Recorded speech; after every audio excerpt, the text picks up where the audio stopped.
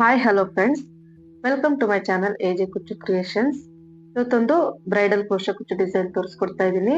ಅದಕ್ಕೆ as usual 10 number crochet needle ತಗೊಂಡಿದ್ದೀನಿ ಮತ್ತು 7 ಎಳೆ ದಾರನ ಗಂಟು ಹಾಕೊಂಡು ಇಟ್ಕೊಂಡಿದ್ದೀನಿ. 6 ಎಳೆ ದಾರ ತಗೊಂಡ್ರು ತೊಂದರೆ ಇಲ್ಲ. ಸೊ ಈ ರೀತಿ ಸ್ಟಾರ್ಟಿಂಗ್ ಅಲ್ಲಿ ಬಟ್ಟೆನ ಸೀದಾ ಇಟ್ಕೊಂಡು ಆ ಗಂಟು ಏನ್ ಹಾಕಿರ್ತೀವಿ ಅದು ಬಟ್ಟೆಯ ಹಿಂಭಾಗಕ್ಕೆ ಬರೋ ರೀತಿ ಇಟ್ಕೊಂಡು ಬಟ್ಟೆಗೆ ಲಾಕ್ ಮಾಡ್ಕೊಳ್ಬೇಕು. ಸೊ ಈ ರೀತಿ 2 ಸಲ ಬಟ್ಟೆಗೆ ಲಾಕ್ ಮಾಡ್ಕೊಳ್ತಾ ಇದೀವಿ. ಲಾಕ್ ಅಥವಾ ಸಿಂಗಲ್ ಕ್ರೋಶಾ ಅಂತ ಹೇಳ್ಬೋದು. ಸೊ 2 ಸಲ ಲಾಕ್ ಆದ್ಮೇಲೆ ಇಲ್ಲಿಂದ 4 ಚೈನ್ ಹಾಕೊಳ್ತಾ ಇದೀನಿ.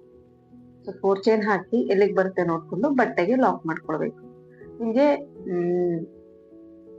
ಡಿಸೈನ್ಗೆ ಮತ್ತು ಕುಚ್ಚುಗೆ ಗ್ಯಾಪ್ ಜಾಸ್ತಿ ಬೇಕಾಗಿದ್ದಲ್ಲಿ 5 ಚೈನ್ ಕೂಡ ಹಾಕೊಳ್ಬಹುದು. ಸೊ ನನ್ಗೆ ತುಂಬಾ ಹತ್ರ ಬಂತು ಕುಚ್ಚು, ಸೊ ನೀವು 5 ಚೈನ್ ಹಾಕೊಂಡ್ರೆ ಚೆನ್ನಾಗಿ ಬರುತ್ತೆ.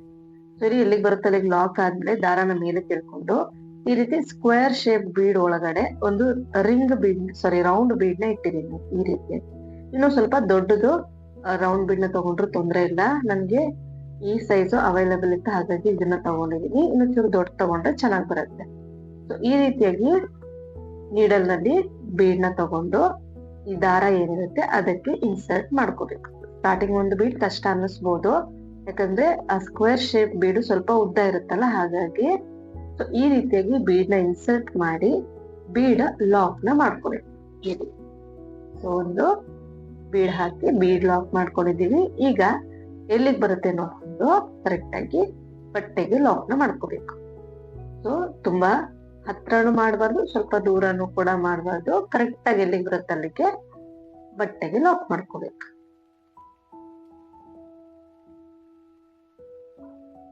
ಈಗ ಡಿಸೈನ್ ನ ಚೂರು ಹಿಂದಕ್ಕೆ ತಿರುಗಿಸ್ಕೊಳ್ಬೇಕು. ಚೂರು ಈ ರೀತಿ ತಿರುಗಿಸ್ಕೊಳ್ಬೇಕು. ತಿರುಗಿಸ್ಕೊಂಡು ಸ್ಕ್ವೇರ್ ಬೀಡ್ ಏನಿದೆ ಅದ್ರ ಒಳಗಡೆ ನೀಡಲ್ ಹಾಕಿ ದಾರನ ತಂದು 2 ದಾರ ಇರುತ್ತೆ ಸೂಜಿ ಮೇಲೆ, 2 ದಾರ ಸೇರಿ ಒಂದ್ ಮಾಡ್ಕೊಳ್ಬೇಕು. ಅಲ್ಲಿಗೆ ಒಂದು ಸಿಂಗಲ್ ಕ್ರೋಶಾ ಆಗುತ್ತೆ. ಸೊ ಒಂದು ಸಿಂಗಲ್ ಕ್ರೋಶಾ ಆಯ್ತು. ಈಗ ದಾರನ ಮೇಲಕ್ ಮಾಡಿ ಸ್ಮಾಲ್ ಸೈಜ್ ರೌಂಡ್ ಬೀಡ್ ನ ತಗೊಂಡಿದ್ದೀನಿ ನಾನು. ನೋಡಿ ಈ ರೀತಿ ಒಂದು ಬೀಡ್ ನ ಇನ್ಸರ್ಟ್ ಮಾಡೋದು, ಬೀಡ್ ಇನ್ಸರ್ಟ್ ಮಾಡಿ ಮತ್ತೆ ಅದೇ ಗ್ಯಾಪ್ ಅಲ್ಲಿ ನೀಡಲ್ ಹಾಕಿ ದಾರನ ತರಬೇಕು.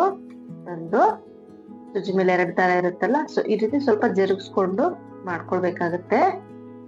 2 ದಾರ ಸೇರಿ ಒಂದು ಮಾಡ್ಕೋಬೇಕು. 7 ಎಳೆ ದಾರ ಆಗಿರೋದ್ರಿಂದ ಅಲ್ಲಲ್ಲಿ ಡಿಸೈನ್ ಮಾಡುವಾಗ ಒಂದೊಂದು ದಾರ ಬಿಟ್ಕೊಂಡು ಹೋಗೋ ಚಾನ್ಸಸ್ ಇರುತ್ತೆ, ಅದನ್ನೆಲ್ಲ ಕರೆಕ್ಟ್ ಮಾಡ್ಕೊಂಡು ಮಾಡ್ಬೇಕು. ಸೊ ಈಗ ಮತ್ತೆ ಇನ್ನೊಂದು ಬೀಡ್ ನ ಇನ್ಸರ್ಟ್ ಮಾಡ್ತೀನಿ. ಇನ್ಸರ್ಟ್ ಮಾಡಿ ಮತ್ತೆ ಅದೇ ಗ್ಯಾಪ್ ನೀಡಲ್ ಹಾಕಿ ದಾರನ ತಂದು 2 ದಾರ ಸೇರಿ ಒಂದು ಮಾಡ್ಕೊಳ್ತೀವಿ. ಈ ರೀತಿ 3 ಬೀಡ್ ನ ಹಾಕಿ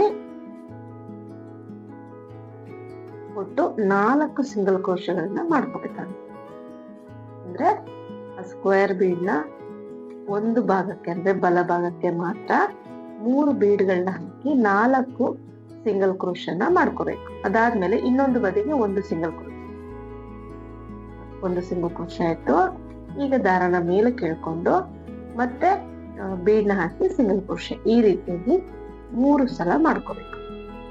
ಸ್ಟಾರ್ಟಿಂಗ್ ಅಲ್ಲಿ ಒಂದು ಸಿಂಗಲ್ ಕ್ರೋಶ ಮಾಡ್ಕೊಂಡಿರ್ತೀವಿ, ಅದಾದ್ಮೇಲೆ ಬೀಡ್ ಹಾಕಿ ಒಂದು ಸಿಂಗಲ್ ಕ್ರೋಶ, ಬೀಡ್ ಹಾಕಿ ಒಂದು ಸಿಂಗಲ್ ಕ್ರೋಶ, ಮತ್ತೆ ಬೀಡ್ ಹಾಕಿ ಒಂದು ಸಿಂಗಲ್ ಕ್ರೋಶ. ಇಷ್ಟನ್ನ ಒಂದು ಬದಿಗೆ ಮಾಡ್ಕೊಳ್ಬೇಕಾಗುತ್ತೆ.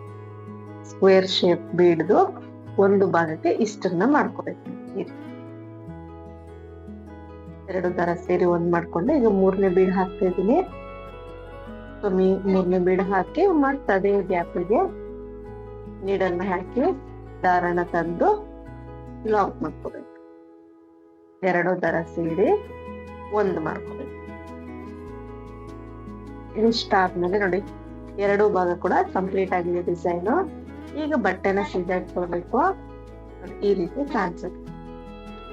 ಬಟ್ಟೆನ ಸೀದಾ ಇಟ್ಕೊಂಡು ಈಗ ಈ ಡಿಸೈನ್ ಏನಿರುತ್ತೆ ಅದನ್ನ ಫ್ಲಿಪ್ ಮಾಡ್ಬೇಕು. ಈ ಸ್ಕ್ವೇರ್ ಬೀಡ್ ನ ಫ್ಲಿಪ್ ಮಾಡ್ಬೇಕು. ಈ ರೀತಿ ಫ್ಲಿಪ್ ಮಾಡಿದ್ರೆ ಈ ರೀತಿ ಕಾಣಿಸುತ್ತೆ. ಸೊ ಈಗ ಇನ್ನೊಂದು ಭಾಗ, ಈ ಭಾಗ ಇದೆಯಲ್ಲ ಸ್ಕ್ವೇರ್ ಬೀಡ್ದು, ಅಲ್ಲಿಗೆ ನೀಡಲ್ನ ಹಾಕಿ ದಾರನ ತಂದು ಒಂದು ಸಿಂಗಲ್ ಕ್ರೋಶ. ಫಸ್ಟ್ ಹಾಗೇನೆ ಸಿಂಗಲ್ ಕ್ರೋಶ ಮಾಡ್ಕೋಬೇಕು. ಅದಾದ್ಮೇಲೆ ಒಂದು ಬೀಡ್ ಹಾಕಿ ಒಂದು ಸಿಂಗಲ್ ಕ್ರೋಶ. ಒಂದು ಬೀಡ್ ಹಾಕ್ತಾ ಇದೀನಿ. ಬೀಡ್ ಹಾಕಿ ಅದೇ ಗ್ಯಾಪ್ ಅಲ್ಲಿ ಸಿಂಗಲ್ ಕ್ರೋಶ. ಈಗ ಮತ್ತೊಂದು ಬೀಡ್ ಈ ರೀತಿ 3 ಬೀಡ್ ನ ಹಾಕಿ ಸಿಂಗಲ್ ಕ್ರೋಶೆ ಮಾಡ್ಕೋಬೇಕು. ಸ್ಟಾರ್ಟಿಂಗ್ ಅಲ್ಲಿ ಒಂದು ಸಿಂಗಲ್ ಕ್ರೋಶ್ ಹಾಗೆ ಮಾಡ್ಕೊಳ್ತೀವಿ, ಅದಾದ್ಮೇಲೆ ಒಂದು ಬೀಡು ಒಂದು ಸಿಂಗಲ್ ಕ್ರೋಶೆ ಈ ರೀತಿ 3 ಟೈಮ್ಸ್ ಮಾಡ್ಕೋಬೇಕು. ಅಲ್ಲಿಗೆ ಒಂದು ಭಾಗಕ್ಕೆ 3 ಬೀಡ್ ಮತ್ತೆ 4 ಸಿಂಗಲ್ ಕ್ರೋಶೆಗಳಾಗತ್ತೆ. ಬೀಡ್ ಇನ್ಸರ್ಟ್ ಮಾಡ್ತೀನಿ, ಮತ್ತೆ ಅದೇ ಗ್ಯಾಪ್ಗೆ ಸಿಂಗಲ್ ಕ್ರೋಶೆ. ಇದಿಷ್ಟು ಒಂದು ಬದಿ ಆಯ್ತಲ್ಲ. ಈಗ ಈ ಕಡೆ ಲೆಫ್ಟ್ ಭಾಗ ಏನಿದೆ ಅಲ್ಲಿಗೆ ಬರೀ ಒಂದು ಸಿಂಗಲ್ ಕ್ರೋಶೆ ಅಷ್ಟೇ, ಬರೀ ಒಂದು ಸಿಂಗಲ್ ಕ್ರೋಶೆ. ಈಗ ಮತ್ತೆ ದಾರನ ಮೇಲೆ ಕೇಳ್ಕೊಂಡು ಬೀಡ್ ನ ಇನ್ಸರ್ಟ್ ಮಾಡಿ ಸಿಂಗಲ್ ಕ್ರೋಶೆ ಈ ರೀತಿ 3 ಟೈಮ್ಸ್ ಮಾಡ್ಕೊಂಡು ಹೋಗ್ಬೇಕಾಗತ್ತೆ. ತುಂಬಾ ಬೇಗ ಆಗೋಗ್ಬಿಡುತ್ತೆ ಸಿಂಗಲ್ ಸ್ಟೆಪ್ ಡಿಸೈನ್.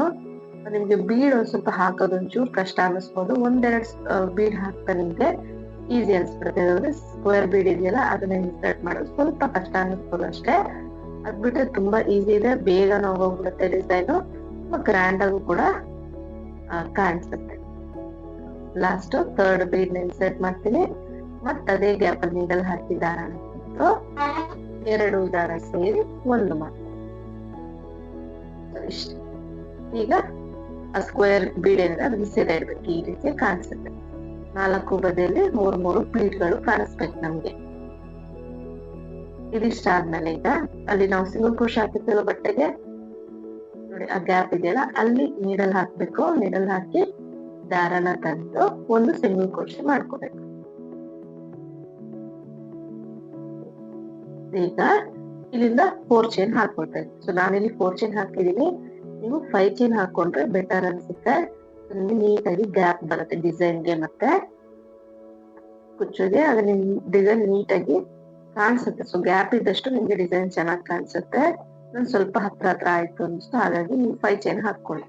5 ಚೈನ್ ಹಾಕಿ ಎಲ್ಲಿಗೆ ಬರುತ್ತೆ ಅಲ್ಲಿಗೆ ಬಟ್ಟೆಗೆ ಲಾಕ್ ಮಾಡ್ಕೊಂಡಿದ ನಂತರ ಮತ್ತೀಗ ನಾನು ದಾರನ ಮೇಲೆ ಕೇಳ್ಕೊಂಡೆ.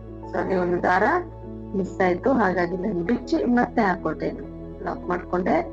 ಈಗ ದಾರನ ಮೇಲೆ ಕೇಳ್ಕೊಂಡು ಮತ್ತೆ ಸ್ಕ್ವೇರ್ ಬೀಡ್ ಒಳಗಡೆ ರೌಂಡ್ ಬೀಡ್ ನ ಇಟ್ಟು ಈ ರೀತಿ ಇನ್ಸರ್ಟ್ ಮಾಡ್ಕೊಳ್ತೀನಿ. ಸೊ ನೀವು ಫ್ಲವರ್ ಬೀಡು, ಸ್ಟಾರ್ ಬೀಡು, ಯಾವ ಬೀಡ್ ಬೇಕಾದ್ರೂ ಸೆಂಟರ್ ಅಲ್ಲಿ ಹಾಕೊಳ್ಬಹುದು. ಇಂಥದ್ದೇ ಬೀಡ್ ಅಂತ ಏನಿಲ್ಲ, ಕ್ರಿಸ್ಟಲ್ ಬೀಡ್ ಕೂಡ ಹಾಕೊಳ್ಬಹುದು. ಸ್ವಲ್ಪ ದೊಡ್ಡ ಸೈಜ್ ಬೀಡ್ ಹಾಕೊಂಡ್ರೆ ಚೆನ್ನಾಗಿ ಕಾಣಿಸುತ್ತೆ ಡಿಸೈನ್ಸ್. ಜಾಸ್ತಿ ಗ್ಯಾಪ್ ಇರ್ಲಿಲ್ಲ ಅಂದ್ರೆ ಚೆನ್ನಾಗಿ ಕಾಣಿಸುತ್ತೆ. ಸೊ ಇಲ್ಲಿ ಬೀಡ್ ಇನ್ಸರ್ಟ್ ಮಾಡಿ ಬೀಡ್ ಲಾಕ್ ಆಯ್ತು. ಈಗ ಎಲ್ಲಿ ಬರುತ್ತೆ ನೋಡ್ಕೊಂಡು ಬಟ್ಟೆ ಕರೆಕ್ಟ್ ಆಗಿ ಲಾಕ್ ನ ಮಾಡ್ಕೋಬೇಕು. ಈ ಡಿಸೈನ್ ನ ಹಿಂದೆ ತಿರುಗಿಸ್ಕೊಂಡು ಈ ಸ್ಕ್ವೇರ್ ಶೇಪ್ ಒಂದು ಬದಿ ಇದೆಯಲ್ಲ ಅಲ್ಲಿ ನೀಡಲ್ ಹಾಕಿ ದಾರನ ತಂದು ಒಂದು ಸಿಂಗಲ್ ಕ್ರೋಶೆ ಮಾಡ್ಕೊಳ್ತೀನಿ. ನೋಡಿ 7 ದಾರ ತಗೊಂಡಿರೋದ್ರಿಂದ ದಾರಗಳು ಒಂದೊಂದ್ಸಲ ಮಿಸ್ ಆಗ್ತಾ ಇರುತ್ತೆ. ಈ ರೀತಿ ಒಂದು ಸಿಂಗಲ್ ಕ್ರೋಶೆನ ಇಲ್ಲಿಗೆ ಮಾಡ್ಕೊಳ್ಬೇಕು. ಒಂದು ಸಿಂಗಲ್ ಕ್ರೋಶೆ ಆಯ್ತು. ಈಗ ದಾರನ ಮೇಲೆ ಕೇಳ್ಕೊಳ್ಳೋದು, ಮೇಲೆ ಕೇಳ್ಕೊಂಡು ಬೀಡ್ಗಳನ್ನ ಇನ್ಸರ್ಟ್ ಮಾಡ್ಕೋಬೇಕು. ನಾನಿಲ್ಲಿ ಒಂದೇ ಸಲ 3 ಬೀಡ್ ತಗೊಂಡಿದ್ದೀನಿ, ಒಂದೊಂದೇ ಬೀಡ್ ಕೂಡ ತಗೊಂಡು ಮಾಡ್ಕೊಳ್ಬಹುದು. ಒಂದು ಬೀಡ್ ಇನ್ಸರ್ಟ್ ಮಾಡಿ ಅದೇ ಗ್ಯಾಪ್ ಅಲ್ಲಿ ನೀಡಲ್ ಹಾಕಿ ದಾರನ ತಂದು 2 ದಾರ ಸೇರಿ ಒಂದು ಮಾಡ್ಕೋಬೇಕು. 2 ದಾರ ಸೇರಿ ಒಂದು, ನಾವು ಅದನ್ನ ಸಿಂಗಲ್ ಕ್ರೋಶೆ ಅಂತ ಕರಿತೀವಿ. ಈ ರೀತಿ ಮತ್ತೊಂದು ಬೀಡ್, 2ನೇ ಬೀಡ್ ಹಾಕ್ತಾ ಇದೀನಿ. ಬೀಡ್ ಹಾಕದ್ಮೇಲೆ ಅದೇ ಗ್ಯಾಪ್ ಅಲ್ಲಿ ಒಂದು ಸಿಂಗಲ್ ಕ್ರೋಶೆ. ಈ ರೀತಿ ಸಿಂಗಲ್ ಜಾಗ ಸಾಕಾಗ್ತಾ ಇಲ್ಲ ಅಂತಂದ್ರೆ ಈ ರೀತಿ ಜರುಗಿಸ್ಕೊಳ್ಬೇಕು. ಜರುಗಿಸ್ಕೊಂಡು ಲಾಸ್ಟ್ 3rd ಬೀಡ್ ಇನ್ಸರ್ಟ್ ಮಾಡ್ತಾ ಇದೀನಿ. ಮತ್ತ ಅದೇ ಗ್ಯಾಪ್ ಅಲ್ಲಿ ನೀಡಲ್ ಹಾಕಿ ನೋಡಿ, ಅದು ಈ ಕಡೆ ಬರಬಾರ್ದು, ಇನ್ನೊಂದು ಬದಿಗೆ ಬರಬಾರ್ದು, ಈ ಕಡೆನೆ ರೈಟ್ ಸೈಡ್ಗೆ ಹಾಕೊಳ್ತಾ ಇದೀನಿ. ನೋಡಿ ರೈಟ್ ಸೈಡ್ಗೆ 3 ಬೀಡ್ ಮತ್ತೆ 4 ಸಿಂಗಲ್ ಕ್ರೋಶೆ ಬರ್ಬೇಕು. ಅವಾಗ್ಲೇ ನಿಮ್ಗೆ ನೀಟಾಗಿ ಡಿಸೈನ್ ಬರೋದು. ಇದಿಷ್ಟ ಆದ್ಮೇಲೆ ಮತ್ತೀಗ ಲೆಫ್ಟ್ ಸೈಡ್ ಇದೆಯಲ್ಲ ಅಲ್ಲಿಗೆ ಒಂದು ಸಿಂಗಲ್ ಕ್ರೋಶೆ ಮಾಡ್ಕೊಳ್ತೀನಿ. ಲೆಫ್ಟ್ ಸೈಡ್ಗೆ ಒಂದು ಸಿಂಗಲ್ ಕ್ರೋಶೆ. ಈಗ ಮತ್ತೆ ದಾರನ ಮೇಲೆ ಕೇಳ್ಕೊಂಡು ಬೀಡ್ ನ ಇನ್ಸರ್ಟ್ ಮಾಡ್ಕೊಳ್ಳೋದು. ಒಂದು ಬೀಡ, ಒಂದು ಸಿಂಗಲ್ ಕ್ರೋಶೆ.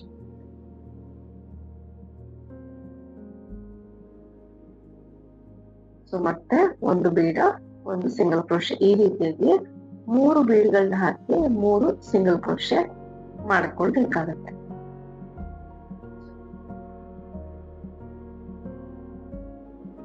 ಇದಿಷ್ಟ ಆದ್ಮೇಲೆ 3 ಬೀಡ್ಗಳನ್ನ ಹಾಕಿ 4 ಸಿಂಗಲ್ ಕ್ರೋಶೆ. ಯಾಕಂದ್ರೆ ಸ್ಟಾರ್ಟಿಂಗ್ ಅಲ್ಲಿ ಹಾಕಿ ಒಂದು ಸಿಂಗಲ್ ಕ್ರೋಶೆ ಹಾಕಿರ್ತೀವಿ, ಒಟ್ಟು 4 ಸಿಂಗಲ್ ಕ್ರೋಶೆ ಆಗುತ್ತೆ. ಈಗ ಡಿಸೈನ್ ಬಟ್ಟೆನ ಸೀದಾ ಇಟ್ಕೊಳ್ಬೇಕು. ಈ ರೀತಿ ಇಟ್ಕೊಂಡು ಸ್ಕ್ವೇರ್ ಬೀಡ್ ಏನಿದೆ ಅದನ್ನ ಫ್ಲಿಪ್ ಮಾಡ್ಕೊಳ್ಬೇಕು ನೋಡಿ. ಈ ರೀತಿ ಫ್ಲಿಪ್ ಮಾಡ್ಕೋಬೇಕು. ಈಗ ಈ ಕಡೆ ಎರಡೂ ಬದಿಗೆ ಅದೇ ರೀತಿ 3 ಬೀಡು 4 ಸಿಂಗಲ್ ಕ್ರೋಶೆ, 3 ಬೀಡು 4 ಸಿಂಗಲ್ ಕ್ರೋಶೆ ಈ ರೀತಿ ಮಾಡ್ಕೊಳ್ಬೇಕು. ಈಗ ಈ ರೀತಿ ಕಾಣಿಸುತ್ತೆ. ನಿಮ್ಗಿದು ಫ್ಲಿಪ್ ಆಗುವಂತ ಚಾನ್ಸಸ್ ಇರುತ್ತೆ ಸ್ಯಾರಿಗೆ ಹಾಕಿದ್ಮೇಲೆ. ಅದನ್ನ ಯಾವ ರೀತಿ ಅಡ್ಜಸ್ಟ್ ಮಾಡೋದು ಅಂತ ಆಮೇಲೆ ಹೇಳ್ತೀನಿ. ಸೊ ಇದಿಷ್ಟ ಆದ್ಮೇಲೆ ಅಲ್ಲಿ ಸಿಂಗಲ್ ಕ್ರೋಶೆ ಏನ್ ಹಾಕಿರ್ತೀವಿ ಅದಕ್ಕೆ ಒಂದ್ಸಲ ಲಾಕ್ ನ ಮಾಡ್ಕೊಳ್ಬೇಕು. ಅದಾದ ನಂತರ ಮತ್ತೆ 4 ಅಥವಾ 5 ಚೈನ್, ಎಷ್ಟು ಚೈನ್ಗಳು ಬೇಕು, ಎಷ್ಟು ಗ್ಯಾಪ್ ಬೇಕು ನೋಡ್ಕೊಂಡು ಚೈನ್ಗಳನ್ನ ಹಾಕೋಬೇಕು. ನಾನು 4 ಚೈನ್ ಹಾಕೊಳ್ತಾ ಇದೀನಿ. 4 ಚೈನ್ ಹಾಕಿ ಎಲ್ಲಿಗೆ ಬರುತ್ತೆ ನೋಡ್ಕೊಂಡು ಬಟ್ಟೆಗೆ ಲಾಕ್ ಮಾಡ್ಕೊಳ್ತೀನಿ. ಎಲ್ಲಿಗೆ ಬರುತ್ತೆ ನೋಡ್ಕೊಂಡು ಬಟ್ಟೆಗೆ ಲಾಕ್. ಇಷ್ಟೇ ಡಿಸೈನು. ತುಂಬಾ ಈಸಿ ಇದೆ, ತುಂಬಾ ಸಿಂಪಲ್ ಕೂಡ, ಬಟ್ ಗ್ರ್ಯಾಂಡ್ ಆಗಿ ಕಾಣಿಸುತ್ತೆ ನಿಮ್ಗೆ. ಈ ರೀತಿ ನಿಮ್ಗೆ ಫ್ಲಿಪ್ ಆಗೋ ಚಾನ್ಸಸ್ ಇರುತ್ತೆ. ಹಾಗಾಗಿ ನೀವು ಅಲ್ಲಿಗೆ ಗಮ್ ಹಾಕಿ ಪೇಸ್ಟ್ ಮಾಡ್ಬಿಟ್ರೆ ನಿಮ್ಗೆ ಆ ಕಡೆ ಈ ಕಡೆ ಮೂವ್ ಆಗಲ್ಲ, ಅಂದ್ರೆ ಎದ್ದಳಲ್ಲ. ಸ್ಕ್ವೇರ್ ಶೇಪ್ ಬೀಡ್ ಏನ್ ಹಾಕಿರ್ತೀವಿ ಅದು ನೀಟಾಗಿ ಕುತ್ಕೊಳ್ಳುತ್ತೆ. ಒಂದು ಸೈಡ್ ಮಾತ್ರ ಈ ಬಟ್ಟೆ ಭಾಗ ಏನಿದೆ ಅಲ್ಲಿಗೆ ಮಾತ್ರ ಗಮ್ ಹಾಕಿ ಪೇಸ್ಟ್ ಮಾಡ್ಬಿಟ್ರೆ ಆಯ್ತು. ಪೂರ್ತಿ ಫಿನಿಶ್ ಆದ್ಮೇಲೆ ಈ ರೀತಿಯಾಗಿ ಕಾಣಿಸುತ್ತೆ. ಇದಕ್ಕೆ ನಾನು 137 ದಾರನ ಪುಟ್ಟದಾಗಿ ಕುಚ್ಚನ್ನ ಕಟ್ಕೊಂಡಿದ್ದೀನಿ. ಆ ಬೀಡ್ ಎಷ್ಟು ಲೆಂತ್ ಇದೆಯೋ ಅಷ್ಟೇ ಲೆಂತ್ಗೆ ಕುಚ್ಚನ್ನ ಕಟ್ಕೊಂಡಿದ್ದೀನಿ ನೋಡಿ. ಈ ರೀತಿಯಾಗಿ ಕಾಣಿಸುತ್ತೆ. ಸೆಂಟ್ರಲ್ ಇರೋ ಬೀಡ್ ಇನ್ನೊಂಚೂರು ದೊಡ್ಡದಿದ್ರೆ ಇನ್ನು ಚೆನ್ನಾಗಿ ಬಂದಿರೋದು ಡಿಸೈನ್. ಸೊ ಇವತ್ತಿನ ಡಿಸೈನ್ ಇದಾಗಿತ್ತು.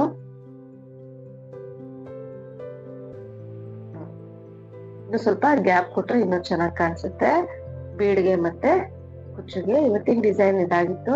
ಇಷ್ಟ ಆಗಿದೆ ಅನ್ಕೊಂಡಿದ್ದೀನಿ. ಇಷ್ಟ ಆಗಿದ್ರೆ ಪ್ಲೀಸ್ ಲೈಕ್ ಮಾಡಿ, ಮತ್ತು ಹೊಸಬ್ರು ಯಾರಾದ್ರೂ ನೋಡ್ತಾ ಇದ್ರೆ ಸಬ್ಸ್ಕ್ರೈಬ್ ಮಾಡಿ ಸಪೋರ್ಟ್ ಮಾಡಿ. ತುಂಬಾ ಜನ ವಿಡಿಯೋಸ್ ನೋಡ್ತಾ ಇದ್ದೀರಾ, ಸಬ್ಸ್ಕ್ರೈಬ್ ಮಾಡಿ ಸಪೋರ್ಟ್ ಮಾಡಿ ಫ್ರೆಂಡ್ಸ್. ಸಬ್ಸ್ಕ್ರೈಬ್ ಮಾಡದೆ ತುಂಬಾ ಜನ ನೋಡ್ತಾ ಇದ್ದೀರಾ. ಸೊ ನೀವು ಕೂಡ ಟ್ರೈ ಮಾಡಿ ಹೇಗೆ ಬಂತು ಅಂತ ಮರಿದಲ್ಲೇ ಕಮೆಂಟ್ ನಲ್ಲಿ ತಿಳಿಸಿ. Thank you.